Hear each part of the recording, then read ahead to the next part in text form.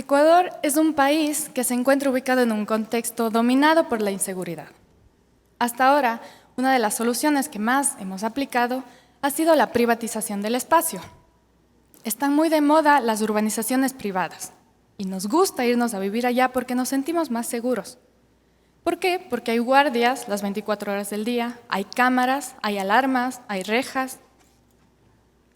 Igual pasa con el espacio público, que ya no es público. Cuando queremos hacer actividades de ocio y recreación, preferimos irnos al mall o a centros comerciales porque nos sentimos más seguras. ¿Qué es lo que pasa? Los guardias de las entradas no van a dejar entrar a la gente a la que tenemos miedo a este espacio, entonces no me va a pasar nada. Igual con el transporte. Cuando vamos en los buses o en el tranvía o en el metro, nos sentimos inseguros inevitablemente. Creemos que nos van a robar algo, que nos pueden asaltar. Entonces, ¿qué pensamos? Que si tenemos un auto privado, ya no nos va a pasar nada porque solo nosotros podemos entrar en este espacio. Pero yo les vengo a contar algo un poco triste. La privatización del espacio no es una solución que aplique para todos en cuanto a combatir la inseguridad. ¿Por qué? Porque no todos pueden irse a vivir en estas urbanizaciones privadas, no todos pueden comprarse un carro o no todos pueden consumir en el mall, porque el mall es específicamente un espacio destinado para el consumo. Entonces, ¿qué hace la privatización? Pues únicamente potencia las desigualdades en este contexto latinoamericano. Y si potenciamos las desigualdades, estamos potenciando la inseguridad del lugar donde vivimos. Es así que nos encontramos en un círculo vicioso de desigualdad, privatización, inseguridad. No tiene fin. Yo quiero regresar 10 años en mi vida, quiero regresar varios años a cuando yo tenía 10 años y viví esta realidad al pie de la letra. Yo vivía en una urbanización privada, me movía a la escuela, que era casi que mi única obligación, en un auto privado, que era la buseta, y cuando quería verme con mis amigas, hacer otra cosa que estudiar, me veía o en las urbanizaciones privadas de mis amigas o me iba al mall. Para mí, Cuenca, la ciudad donde yo vivía, era esto. 3 puntos: mi casa, la escuela y el mall. No había una ciudad para mí. Yo no tenía un espacio del que me apropiaba, porque yo entre estos sitios me movía en un carro. Yo no vivía en un sistema complejo, urbano, compuesto con muchas cosas, sino yo vivía en un sistema urbano de destinos, 3, y un recorrido. Luego, cuando yo tenía 11 años, mi vida cambió, porque me fui a vivir a otra ciudad, muy lejos. Esta ciudad se llamaba Leuven y estaba en Bélgica. Era una ciudad muy segura, mucho más pequeña que Cuenca, entonces yo me podía mover a todo lado caminando o en bici. Cuando me iba a la escuela, me iba en bicicleta, conocía mi escuela, pero también conocía el recorrido hacia mi escuela. Conocía que por aquí hay un parque, por aquí hay una tienda de tal. También conocía el lugar donde trabajaba mi mamá, pero conocía el recorrido hacia ese lugar. Y lo mismo con el lugar para comprar el pan, el lugar para comprar los útiles, los parques a los que me gustaba ir. En fin, este es el resumen de lo que era la ciudad para mí. Ya no vemos 3 puntos, vemos muchísimos puntos y muchísimos recorridos que yo lo hacía a los 11 años. Tenía una ciudad. Esta era mi ciudad. Es así que por primera vez, a mis 11 años, yo me pude reconocer y sentir como una ciudadana. Yo era una persona que vivía y disfrutaba esta ciudad. Movernos nos permite hacer cosas. Nos permite tener una meta, decir, quiero hacer esto, salir de mi casa, ir y hacerlo. En esta ciudad yo podía hacer eso, tenía la facilidad de moverme a todos lados, ya sea en bici, en bus, caminando. Pero la ciudad también me brindaba otros servicios, en este caso eran equipamientos urbanos. Yo tenía bibliotecas que podía ir, tenía parques, equipamientos deportivos. ¿Y qué pasa cuando tenemos estos 2 servicios urbanos? Por un lado, nos podemos mover a donde queramos y por otro, tenemos a dónde ir, pues nos da autonomía. Yo a mis 11 años era una persona autónoma, que me iba sola a estudiar, me iba sola a hacer lo que yo quería, no dependía de nadie, era una persona autónoma. Cuando tenía 17 me tocó volver a Ecuador porque tenía que empezar a estudiar en la universidad.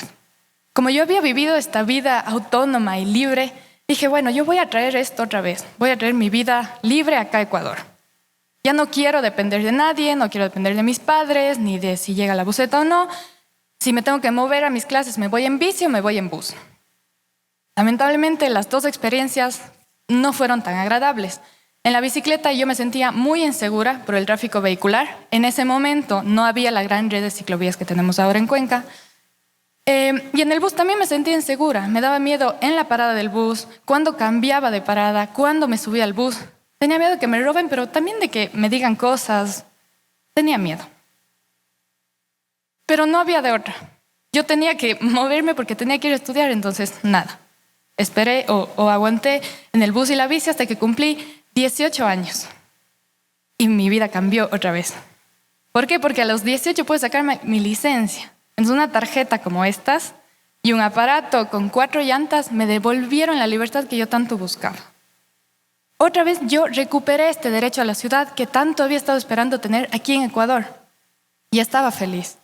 Yo me sentía autónoma y libre. Podía irme a clases en el momento que yo quería. Si tenía que ir a la librería a comprar útiles, lo hacía. Era una persona autónoma. Tenía este derecho a la ciudad. Pero la verdad es que no era un derecho. Era un privilegio. Este derecho a la ciudad, que es un privilegio, yo no lo había ganado, sino lo había comprado con el carro. Y ahí yo me di cuenta de que el disfrute o el derecho que tenemos a disfrutar la ciudad en este contexto es privilegiado y es exclusivo. Y aquí me pasó que yo sentía que los espacios públicos eran patriarcales y había violencia machista. Era lo que yo no estaba acostumbrada a ver. Entonces, la verdad, la experiencia no era tan chévere de salir a la ciudad. Ahora, yo les estoy contando mi experiencia, pero la percepción de la ciudad depende de cada uno. Para cada uno va a ser diferente. ¿Y por qué pasa esto? Porque existen factores de interseccionalidad que influyen en cómo percibimos la ciudad. Por ejemplo, un factor es el nivel adquisitivo. La persona que tiene plata se compra sus privilegios.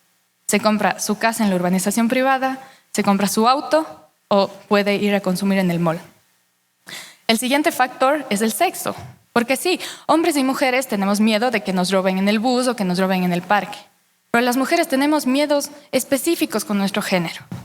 No solo tenemos miedo de que nos roben, tenemos miedo de que nos sigan, de que nos toquen, tenemos miedo de salir y de no volver a nuestras casas. El siguiente factor es la edad, porque existen rangos de edad en donde las personas no son autónomas o no pueden ser autónomas en la ciudad, no pueden disfrutar libremente, porque dependen de alguien más. Y ellos son los niños pequeños y los adultos mayores. Ellos no pueden decir, hoy me voy al parque, un niño de 3 años, de irse solo. No, depende de alguien que esté en su cuidado. Otro factor que es muy importante en nuestro contexto es la etnia, porque influye mucho en cómo vamos a percibir la ciudad. Ahora, un ejercicio pequeñito. Imaginémonos que somos una persona de nivel adquisitivo bajo, mujer, adulta mayor e indígena. Abrimos la puerta de nuestra casa, salimos hacia la ciudad. Imagínense todas las violencias que debe sufrir esta persona, todas las barreras que tiene para realizar su vida cotidiana. Volviendo a esta regresión del tiempo, cuando yo tenía 23 años, me fui otra vez del Ecuador y en este caso me fui a Madrid, en España. Cuando me fui, yo perdí todos mis privilegios, no me podía llevar este carro que les comenté antes. Pero la verdad es que ya no lo necesitaba. La ciudad me brindaba todos estos servicios urbanos que me permitían a mí ser autónoma, poderme mover hacia donde yo quiera y hacer lo que yo quería y necesitaba. Lo que más me gustó al irme fue la seguridad que yo tenía ya. En mi primer semestre salí a las 9 de la noche de clase y no tenía miedo de volver sola caminando a mi casa, con el celular en la mano y la compu en la espalda. Mi vida social y mi vida cultural también se expandió porque ya no tenía limitaciones para asistir a los eventos nocturnos. Si había un concierto donde salía tarde o una fiesta, yo podía salir a medianoche sin problemas, sin miedo sobre todo, y volver a mi casa.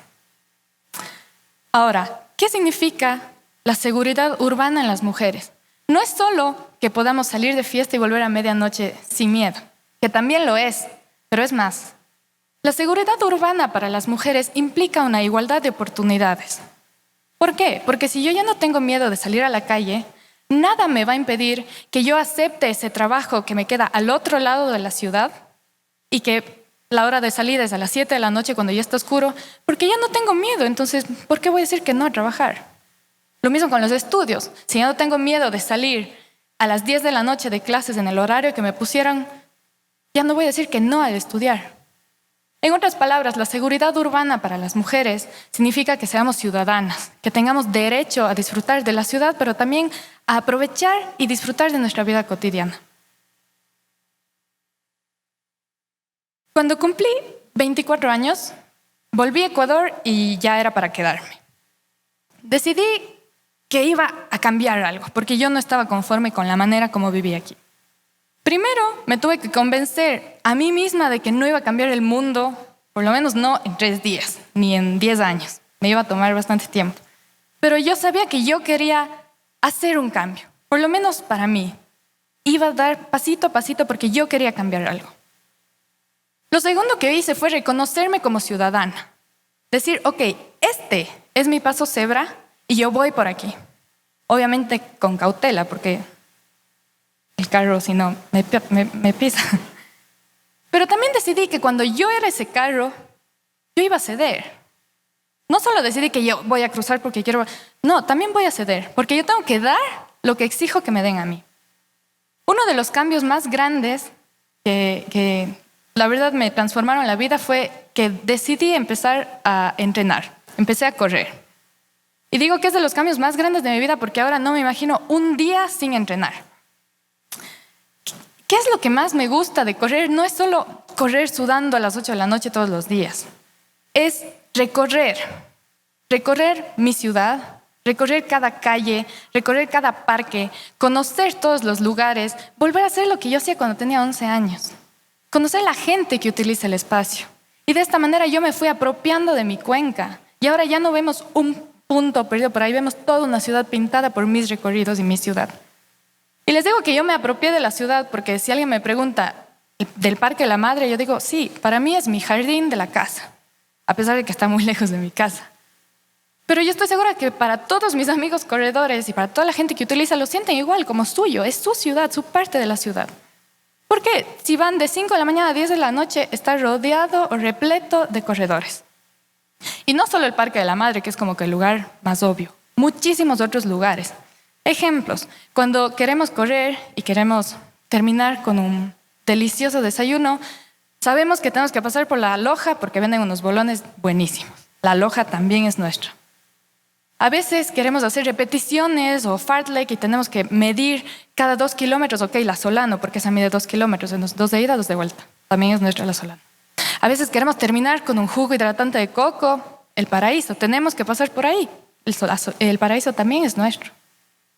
Hay días que nos levantamos y está un sol radiante y correr con ese sol es difícil, entonces tenemos que ver sombra y brisa.